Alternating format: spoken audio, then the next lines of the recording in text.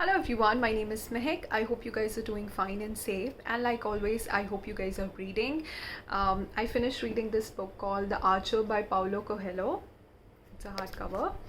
So, unlike if you've read Paulo's book, they're quite heavy on the philosophy, but this book was actually quite straightforward. You can actually practically finish this in one sitting, and it also has illustrations. I don't remember the last time I read Paulo's book that had illustrations.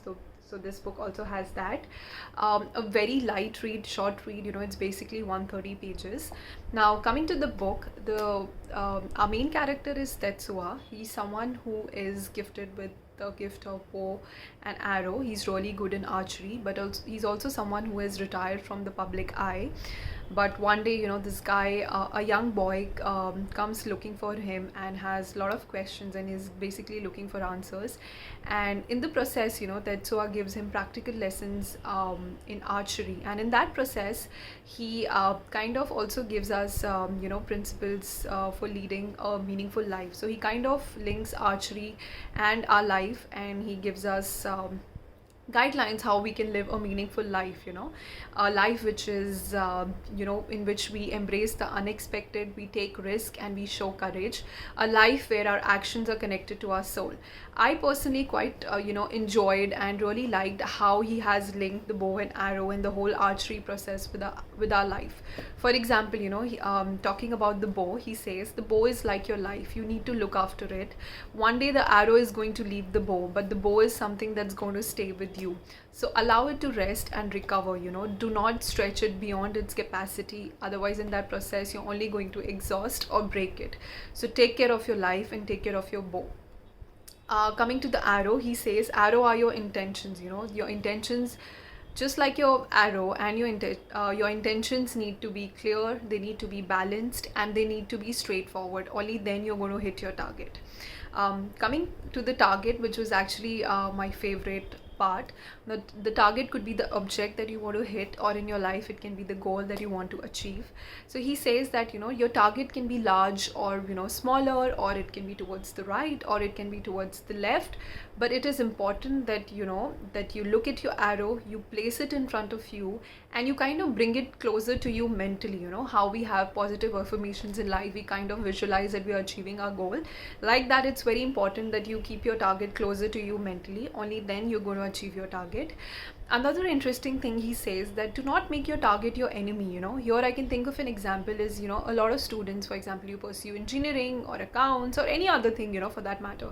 It's a dream of your parents, or the society thinks that it's really nice for you, so you kind of go ahead and make that your goal or target, and you also achieve it. Like at the end of the day, you get the degree, you are a doctor or you are an accountant, but in that process, because the whole time you have been treating your goal and your target as your enemy, at the end of the day, it doesn't help to improve yourself. So even if you've achieved your target, even if you've achieved your goal, it has not done anything to improve you as a person. You're still sulking inside, you're still complaining, so it's not really helped to develop you or transform you in any way. So do not do that. Do not make your target as your enemy.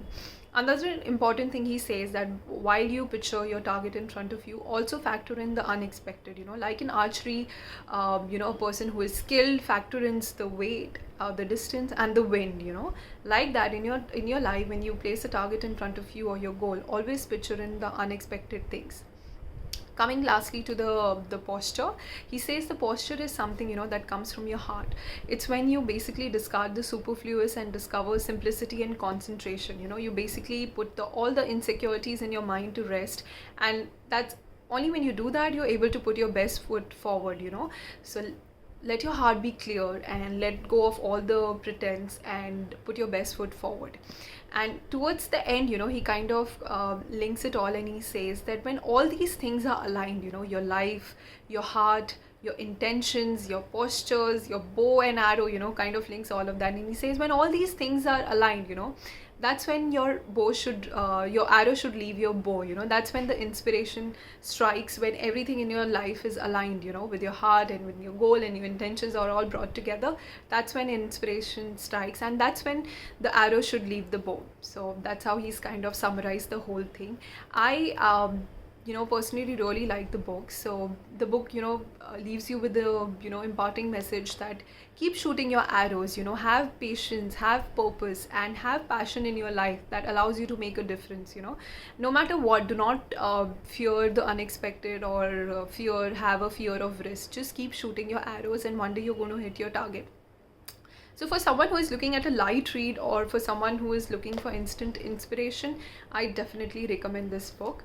I'm going to quickly now read some of my favorite things in the book that I quite liked. The first one is a short quote. It says by Ella Wheeler, "A prayer without a deed is an arrow without a bowstring. A deed without a prayer is a bowstring without an arrow." Another quote is on who is a master, What is a master? I would say that he's not someone who teaches something, but someone who inspires the student to do his best, to discover a knowledge that he already has in his soul. Some of the best teachers, for example, even if the teachers that I have had in my life, some of the best ones are those that who've not really, they know that I have something special in me, and they've only inspired me to bring that out, so that person is a great master. Another thing that he shared on, when we have the fear of making mistakes, but never hold back from firing the arrow if all that paralyzes you is fear of making a mistake. If you have made the right moments, open your hand and release the string. Even if the arrow fails to hit the target, you will learn how to improve your aim next time. Do not let fear hold you back. If you never take a risk, you will not know what changes you need to make. Each arrow leaves a memory in your heart, and it is the sum of these memories that you will make you shoot better. We always say that failures is something that makes a person, it literally transforms you and teaches you a lot about life. Lastly, there's a quote on kindness, which is again my favorite. It says, "Try to develop the gift of kindness. The gift will allow you to be always at peace with your heart."